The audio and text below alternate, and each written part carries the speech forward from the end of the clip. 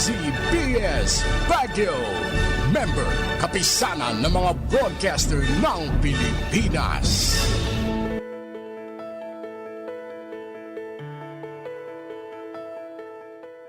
A well-balanced diet is key to a healthy and long life. Now, this means eating foods rich in vitamins, minerals, and antioxidants. Actually, recent studies from Harvard Medical School have shown that people with a low intake of antioxidant-rich foods were at an increased risk of developing a number of chronic diseases. So what are the top sources for these substances? On the program today, we'll talk more about antioxidants, why they're important, and the best foods in which they're found. I'm Dr. Freddy Gomez, and this is Medtalk Health Talk on CNN Philippines.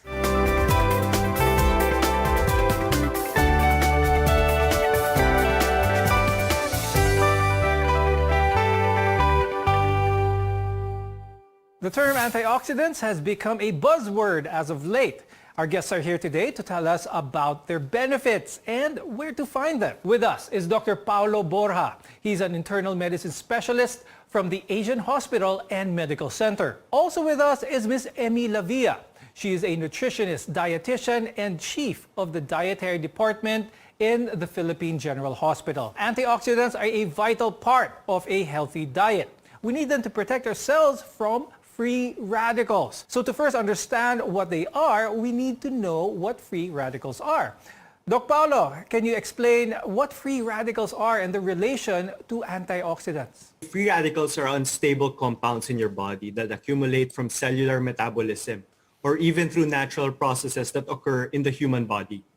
Free radicals can cause harm if their levels become too high. They're linked to multiple conditions, including diabetes and cancer. Although it's also important to note that your body has its own natural protection or antioxidant defenses to keep free radicals levels in check or in the right amount. Free radicals are actually essential in our body as well and will serve other functions. So it's not entirely damaging to the body. But we need it at the right amount of levels, and our human body has its own way of keeping it at that level. So what happens, Paulo, when we're exposed to too much free radicals? There's a process here also, a scientific term called oxidative stress. Tell us more about this. Oxidative stress is an imbalance between the compounds that I mentioned earlier. When there is too much free radicals and not enough antioxidants in your body, oxidative stress occurs. Oxidation is a normal process that occurs in your body. In fact, the presence of the right amount of free radicals, as I mentioned, is necessary. However, an imbalance of too much free radical can cause cellular damage too. When there are too much free radicals present, more than antioxidants, the free radicals can start doing damage to fatty tissue, DNA, and proteins in your body. These include diabetes, hardening of the blood vessels, inflammatory conditions, high blood pressure, and heart disease. Oxidative stress can also trigger neurodegenerative diseases such as Parkinson's and Alzheimer's, and even cancer. Oxidative stress also contributes heavily to aging. If the body isn't able to balance it themselves, how can exogenous or external sources of antioxidants help? So antioxidants are substances that can prevent or slow down damage to cells caused by these free radicals. So as I mentioned, free radicals are very unstable. Antioxidants are produced by your body endogenously or inside the body naturally. But additional exogenous antioxidants can also help so that you can actually, in the right amount of antioxidants, balance out those free radicals. Actually, your body has its own antioxidant defenses to begin with, but they can also be found in food. And there is good evidence that suggests that the higher intakes of antioxidant-rich food, the lower the risk of oxidative stress-related diseases. Ngayon, ang tanong ko sa iyo, Ms. Emmy, anong mga pagkain ang magandang sources ng mga antioxidants? Ang antioxidants po can be that are found in food are those that are found in highly pigmented natural foods. So you choose foods that are red or pink in color, you get the antioxidant lycopene. Examples of this would be tomatoes, watermelon, apples. Pag very red daw po ang mga food, these are good for the heart and the brain. Another thing is the violet pigmented food items like grapes. Sa local, pwede ito yung mga talong or eggplant. Then we also have yung highly pigmented na red-violet na dragon fruit.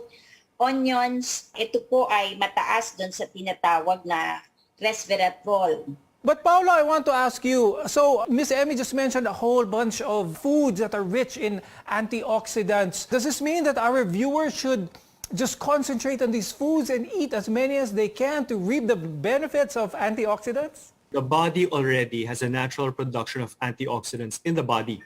Your body cells naturally produce some very powerful antioxidants, such as alpha-lipoic acid and glutathione, actually.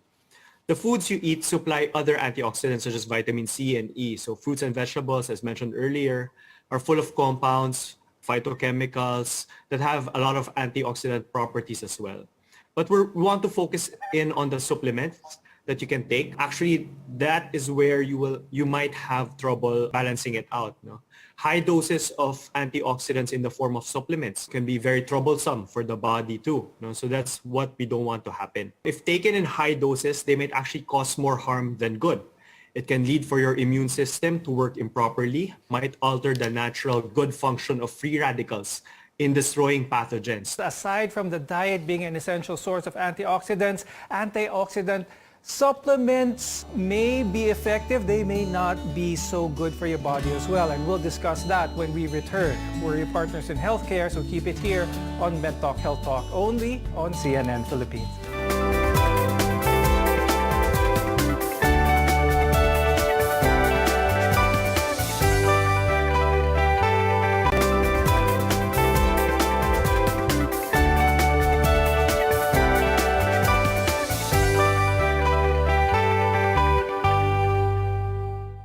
I'm Dr. Freddy Gomez and welcome back to Medtalk Health Talk on CNN Philippines. Doc Paolo, you mentioned this, you alluded to this a little bit, how supplements can mess up that balance. My question now is, how would someone know if they do need supplement antioxidants? As mentioned earlier, the foods that are rich in antioxidants are more of your plant foods. No? So that's your fruits and your vegetables. If you note that you don't have a lot of intake of these, no? Supplementation of antioxidants can actually work for you, especially if you're not very alluded to the taste or to particular dishes that is plant-based.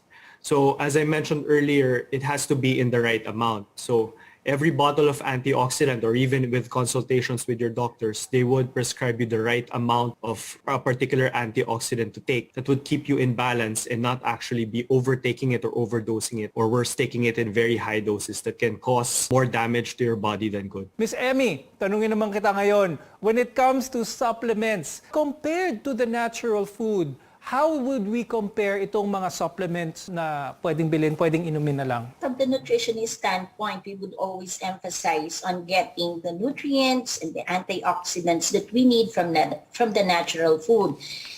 It's very simple to get the recommended level of antioxidants in the body. As I have mentioned earlier, if you would just pick two servings or two pieces of each color of the food mentioned earlier, you would be able to meet the recommended requirements of the body. So as far as nutritionists are concerned, if you get a balanced diet, if you eat a variety of foods, then we really do not recommend supplements. Let's remind our viewers again on what can happen to the body if that balance is off. There's too much antioxidants, not enough free radicals. What can happen to our body then? Studies show that excessive intake or high doses of antioxidants taken exogenously or outside of your body going in, meaning it's unnatural or not produced inside your body, if taken in high doses, might actually cause more harm than good.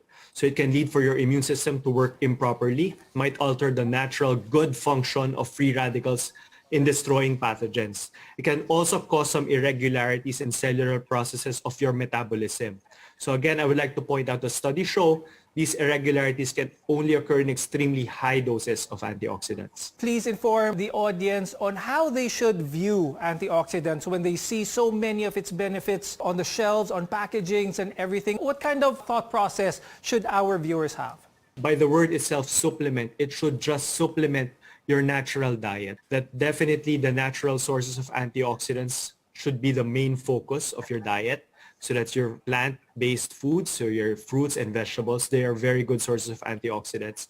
And the supplements are just to supplement no, or to support that diet. So the natural sources are really good, but supplementation, if needed, should be prescribed or should be at least advised by your doctor. Miss Emmy, remind natin ulit ang mga viewers natin kung ano ang maganda. What is a proper nutritional meal? What does it look like? It should have different sets of food items. No single food would supply all the needs of the body. It would not be able to protect that. So it's important that you get a lot of colorful food items in your plate every day. So make sure that you get the green colored vegetables, mga talbos ng kamote, kangkong, okra. These are good sources of your antioxidants. It does not need to be expensive. We can get it from talipapa or the market, or some are growing these vegetables themselves. So even the sources of protein that would come from soybeans, these are good sources of antioxidants. So plant-based, so more of fruits, vegetables, grains, cereals, and soybeans. So there are many sources of antioxidants and you can easily add them to your diet. More on this when we return. Your health is our mission here on Medtalk Health Talk. You're watching CNN Philippines.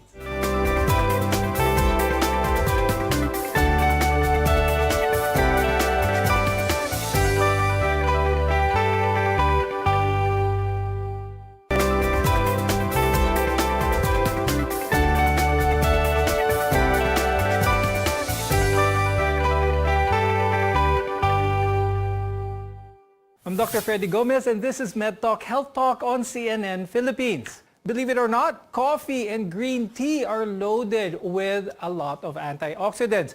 Miss Emmy, pag-usapan naman natin to, coffee at tea. Palakas pala ito sa mga antioxidants. How should our viewers take this? Gano'ng kadaming coffee, tea ang masustansya sa katawan? Coffees and teas are also sources of antioxidants in the form of polyphenol.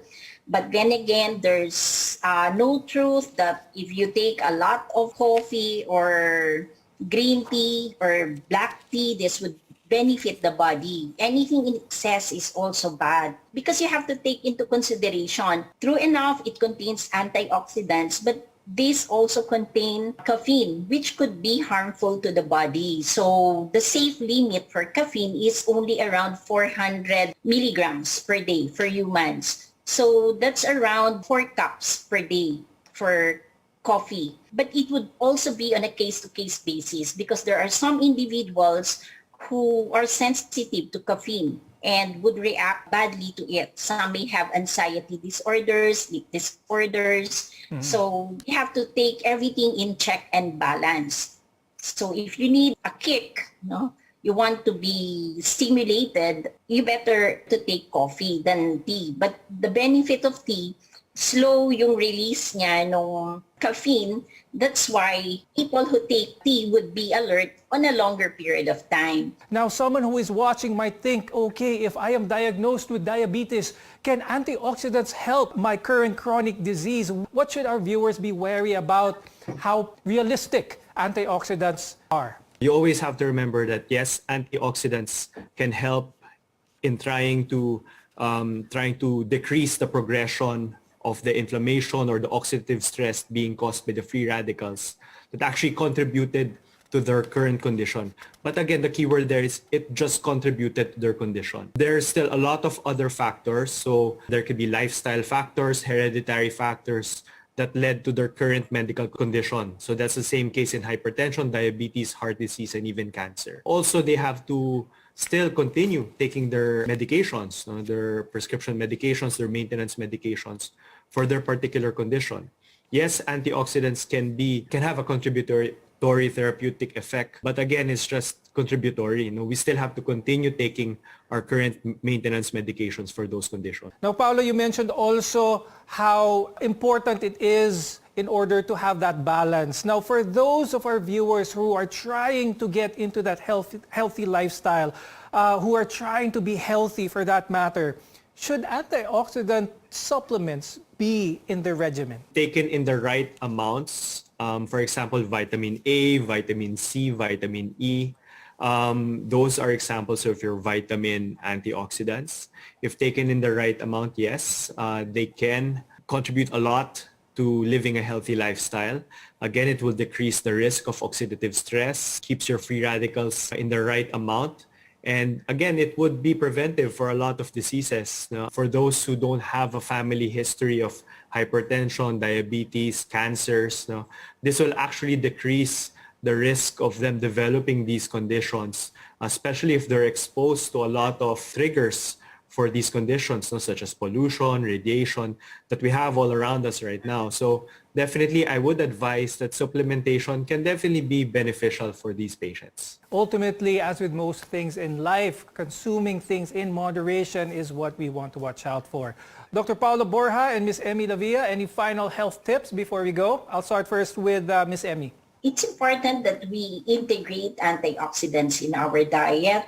So be mindful of what we eat. So make sure that you incorporate all the colors of, make your plate very colorful so that you may be able to achieve a diet that would provide you the antioxidants that you need. So coffee and tea have antioxidants, but bear in mind they have their good points, but don't take anything in excess because that would cause also harmful effects on your body if you're sensitive to it. And Paolo, of course, any final tips for our viewers? So my takeaway message here is to never consume too much. Always regulate your intake. It's always best to get the advice of your doctors and your nutritionists when it comes to your diet, when it comes to antioxidant supplementation. And again, don't be too focused on just one certain therapeutic mode. For example, with antioxidants, don't just be based on the antioxidants. Live a healthy lifestyle, eat healthy, and also have a lot of exercise. And again, always consult your physicians, your nutritionists for better advice for this. Thank you very much, Dr. Paolo Borja and Ms. Emmy Lavia, for being with us today. We appreciate your time and your expertise, especially when it comes to antioxidants. I'm Dr. Freddy Gomez, and we'll see you again next time here on Medtalk Health Talk.